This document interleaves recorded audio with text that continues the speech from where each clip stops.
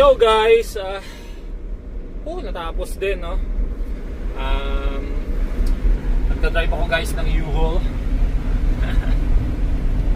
First time ko mag-drive ng U-Haul guys. So pabalik na ako guys. Ibabalik ko na tong U-Haul truck, no? Tawag dito, hindi na ako gaano nakakapag-vlog kasi busy guys. Dalawa lang kami ni Joy nagbubuhat, and then madami rin kaming hinakot. Nagtataka ako, ulit ng bahay, ang dami naming gamit, so nadagdagan pa.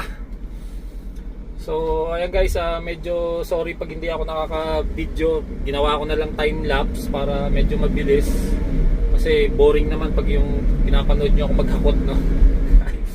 Dami naming hinakot guys, dami. So balik na natin tong U-Haul. So nandito na ako sa U-Haul ulit. Binabalik ko na yung truck nila.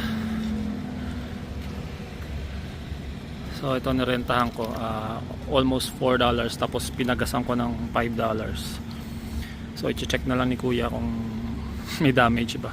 Nakadalawang balik lang naman ako guys. So ayan guys, ang moving out na vlog natin. Dami pang gagawin guys, kasi lahat sa garahe ko muna nilagay. So marami pa akong gagawin. Yep.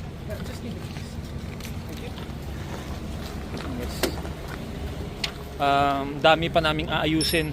Tapos hindi ko na rin i-vlog guys yung pag-deliver ng mga binili namin sa bricks, kasi sobrang busy guys. Sobrang busy pala yung ganito.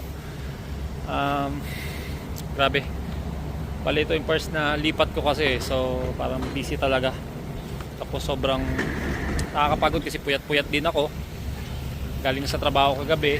Tapos nag-disassemble pa ako ng ibang kailangan i-disassemble sa bahay.